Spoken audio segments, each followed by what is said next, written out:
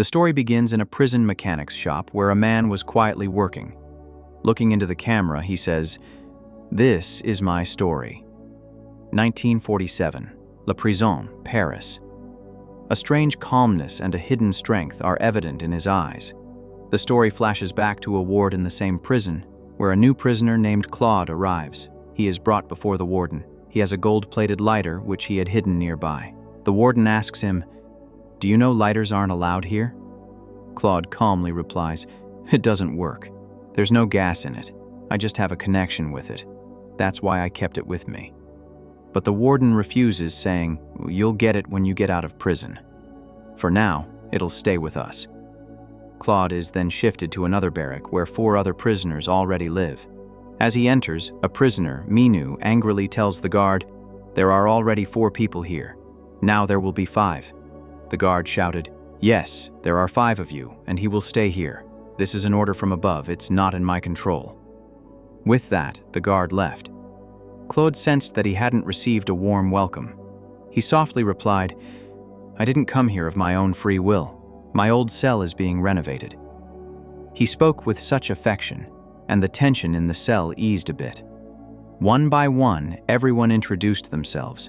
First came Vaseline, then Roland, and then Gio. Gio began asking Claude strange questions. "Do you have a wife? Do you love me?" Claude replied with a slight smile, "I do, but I love someone else." Everyone smiled. After this exchange, the atmosphere returned to normal. Just then, the guard brought a cardboard sheet. The prisoners were to make cardboard boxes from it. Minu quickly spread an old cloth under the sheet and everyone got to work.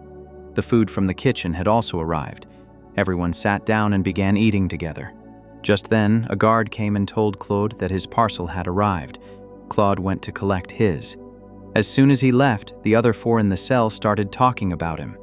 Everyone liked Claude, but no one believed him. In fact, they were all planning to escape from prison and were considering whether to include Claude. Meanwhile, Claude's parcel contained only some food items.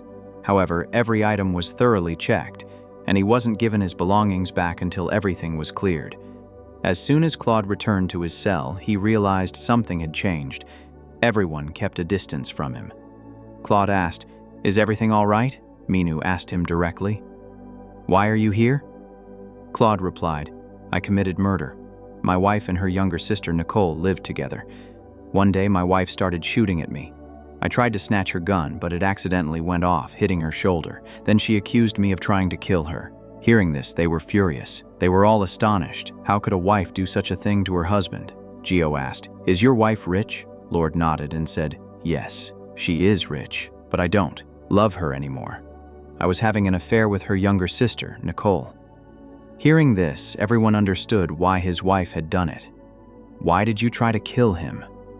Then Manu asked Claude, "Do you think you can get back out?" Claude remained silent. Then Roland presented his plan.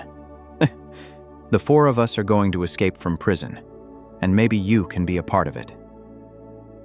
Hearing this, Claude was shocked. Roland explained that he had escaped 3 times before. After a little more conversation, Claude realized how lucky he was that he had a bus change right here between all the cells. He asked when they were going to escape. Roland calmly replied, "We're waiting for morning. It won't work in the dark." During the day, there was noise coming from outside the prison. The 5 of them took this noise as an opportunity to carry out their plan. They took advantage of this noise and proceeded with their plan. They decided that whenever such noises came from outside, they would dig a hole under the cardboard boxes. After a short conversation, everyone returned to their work. Everything was completely normal, as if nothing strange was going on here. At night, Vaseline and Claude sat together and talked about life. Vaseline asked Claude about his personal life. Claude explained that his childhood had been very difficult. His mother passed away when he was a child, and 5 years later, he also lost his father in a car accident. From then on, he was raised by his grandmother. They both fell asleep while talking. In the morning, Roland woke up first. After a while, the prison guards arrived and began opening the doors of all the cells to give the prisoners their morning coffee. Roel served coffee to everyone in his cell. Everyone took their coffee, and a normal morning began. Then, Roel pulled out a hidden piece of mirror from a corner of the wall, which he had hidden there himself. He broke the pieces, kept a small part for himself, and put the remaining pieces in the toilet seat. Just then, 2 prison guards entered the cell to search it. This is a routine checkup they perform in every cell. Roland knew this was going to happen, so Roland hid the shard of glass in his mouth. The guards checked all his belongings and then searched the entire cell. After the search, they left. As soon as he thought the guards had left, Roland took out the shard of glass, attached it to the handle of a brush, and peeked out from behind the cell door. He saw that the guards were on guard outside. Then Roland said that now that the cell had been searched, they could resume digging. Claude was given the task of keeping a close watch with the brush. If any guards came near, it was his job to inform them. Then Roland opened a part of a chair-like object made of heavy iron. They were going to use this heavy iron piece for digging. Then everyone started removing the cardboard sheets that had been covered with cloth. Roland removed the tiles, and together with Minu, they began digging in the floor. There was a lot of noise coming from outside, preventing their voices from reaching any other part of the prison. After a long, laborious effort, they had dug a pit about 3 feet deep. They then removed the soil from the pit and discovered a cement floor underneath. They broke the cement slab, revealing a gap. Roland said, "Tonight, 2 of the 5 of us will go down this path and find a way out." They put the soil back into the pit, put the tiles back on top, and relaid the cardboard sheet. Now, the place looked completely normal. When night fell, everyone made dummies out of blankets and cardboard and laid them on their beds so that if a guard looked from outside, it would appear that 5 people were sleeping in the cell. Ropes were tied to the dummies' hands and feet, which could be pulled to move them slightly. Just then, a guard arrived. He knocked on the cell door and peered inside through the peephole. Gio, Vaseline, and Claude, asleep under blankets, waved in response. The guard noticed 2 other men, slightly moving under the blankets, so he moved on. After the guard left, Manu checked again with a brushed mirror. When everything was clear, Roland unscrewed the table and pulled out an iron blade, which he intended to use as a cutting tool. Roland and Manu then descended into the pit. Below was the entire pig system. There was an iron grill, which they cut with the cutting tool, and through it, they escaped. They realized they had reached the prison basement. In the basement, they found several doors. One door led to the pig system. As they were exploring, 2 policemen came into the basement. They had come to smoke cigarettes and conduct a routine check. Roland and Minu hid behind a pillar. The police looked inside for a while and then left. Roland noticed that the locks were temporary and that breaking or unlocking them could be his job. From there, he found an iron rod. They cut a part of it so they could use it as a key to open the door. After the first door, they reached the second door but found no way out. Roland opened the lock on the third door, and Minu suggested that perhaps all the locks were opened with a single key, just like in prisons, so the guards wouldn't have to carry multiple keys. They opened the third door and found another small door with a different lock. They cut the joint of that door with a cutting tool and removed the entire door without even opening the lock. Behind that door was a pig line. As they moved forward, they saw a large concrete wall blocking the pig's path. Roel examined the wall and found it to be quite solid. Then he scratched the wall next to it, and the cement started falling off. He said, "This wall isn't that strong. It's made of prison cement. Next time we bring tools, we can break it." Then they both headed back to their cell. Just then, Claude saw from the cell door that the guards were opening and checking all the cells. Hearing the guards' footsteps, Claude, Vaseline, and Gio were instantly alert. Lines of worry appeared on their faces. Manu and Roland quickly climbed out of the pit and quietly entered their cell. As soon as they entered, Roland immediately picked up the dummy that had been placed on the pit and placed it inside. Then, together, they put the tiles back in place and pulled a sheet of cardboard over it, sealing the entire area as if nothing had happened. Everyone took their places and lay down on their beds.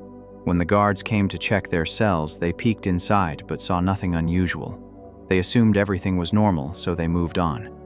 After the guards left, everyone took a deep breath. After returning from downstairs, Vaseline asked Roland what happened down there.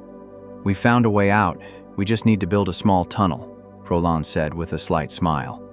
Claude immediately asked, "Why were you guys down there so long?" Roland replied sheepishly. "Do you have a watch?" "I didn't have one either. I lost track of time, sir. Sorry." The next morning, Vaseline went for a medical checkup. There, he distracted the doctor by casually talking to him and stole 2 glass bottles. On his way back, he also pocketed some sand from a drum. Returning to his cell, he showed the bottles to Roland. Roland immediately knew it was time to build a sand clock. Together, they built a sand timer that would tell them that as soon as the sand reached the bottom compartment, it meant 30 minutes had passed. Now, Roland and Minou went back down and set the sand clock on a thin piece of wood. Together, they began to break down the tunnel wall. With careful planning, they decided to come up every 30 minutes to ensure everything in the cell was safe. One day, while Claude and Minou were working in the tunnel below, Roland and Gio were above them. Gio told Roland, "I don't want to escape from this prison with you." Roland was a little surprised. He said, "Why? Are you crazy?" Gio said softly, "My mother was in a state of shock the last time I was caught. She's always in poor health. If I escape again, the police will go straight to her, and I can't cause her any more stress. What if she dies?" Roland understood. He had never forced anyone, and even today, he simply nodded. Yes. That night, Gio and Roland went down and began working in the tunnel. Gio continued to break through the wall. He said to Roland, "I think we're very close. The wall seems solid again." He felt a surge of energy and began to break through it even faster. Suddenly, debris fell on him. Roland immediately ran and pulled Gio out of the rubble. Both were in bad shape, but they were alive. Returning to their cells, they immediately showered so that the police wouldn't suspect them. The next morning, everyone was shaving. A guard came and told Claude that someone wanted to see him. Claude immediately went to the visiting room. His wife's younger sister, Nicole, had come to meet him. Nicole inquired about Claude's well-being. Claude simply asked, "Are you still living with your sister?" Nicole replied, "Yes, the house is as much mine as it is hers. We don't talk much anymore, but she still loves you. You should talk to her. Maybe she'll even withdraw your case." Claude replied, somewhat harshly, "I've already spoken to her lawyer. He's told her flatly that he's withdrawing his case." "She won't take it." Nicole said softly, "Maybe she just wants to punish you. By the way, I wanted to talk to you about something else. I'm going to England for a year to learn English. By the time I return, you'll be out of jail." Claude looked him in the eye and said angrily, "Please don't play any more games with me." With that, he immediately left the visiting room. That night, as everyone was getting ready to work in the tunnel, some cards suddenly appeared in their cell. Everyone was shocked. Vaseline asked the guard, "Suddenly at this time of night?" Rule said from behind, "It seems they don't trust us anymore." The guard said sternly, "You all have a good record, but duty is duty." The guard picked up the boxes on the floor and checked them. He even removed the cardboard sheet. For a moment, he thought something was amiss. He's got it, and now it's a little difficult for them to escape. But then another guard shouted from the adjacent cell, "Something seems amiss here." Seeing this, the head guard immediately sounded the alarm and called all the guards. They immediately began searching the other cell but found nothing. Then they moved on to the next cell, where they were a little more suspicious. As the guards moved towards the other cells, Minou panicked and said to Roland, "We have to hurry now, we might get caught." Minou and Roland immediately went down and started digging the tunnel again. Minou was breaking the tunnel ahead while Roland was clearing the debris. After a while, Roland came up and Claude went down in his place. Claude also cleared the debris while Minou continued to break the tunnel. Finally, Minou saw a way out on the other side of the tunnel. Excited, he told Claude, and together they broke the wall. On the other side was a new pig system. They entered it and began searching for a way out. After a while, they spotted an iron cover, a manhole that opened onto the road. When they opened it, they saw an open alley. The prison building was clearly visible, directly behind the prison. They both immediately returned to their cell and told their companions they had found the way out. It was on the road behind the prison. Everyone was delighted. Roland said, "Let's escape tonight." Then a small lottery was held for the escape. Vaseline put lots in a box, and one by one, names were drawn.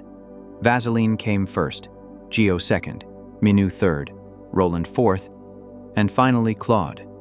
Vaseline told Claude, "If you want, I can go in your place." Then Gio said, Any one of you can take my place since I'm not running away." Everyone was surprised. Claude asked, "Why?" Gio replied, "I've already told Roland everything. You can talk to him about it while you're running." Everyone fell silent. Just then, a guard came and said, "Claude, the warden has called you. Come with me." Claude put on his jacket and left. Minou asked the officer, "Where are you taking her?" The officer simply said, "You don't need to know." Hearing this, everyone understood that he was being taken to the warden, and the fear within them all surfaced. Claude was taken and made to sit in front of the warden. The warden asked, "What case are you in?" Claude replied, "My wife has accused me of trying to kill her with a gun. She had brought a short gun to shoot me. I tried to snatch it from her and it fired." The warden asked, "Why hasn't your wife dropped the charges?" Claude replied in surprise, "How do I know?" The warden calmly replied, "Your wife loves you. She has dropped all the charges." Claude was stunned. He happily asked, "Can I go?" The warden said, "Maybe your case will be finalized today or tomorrow.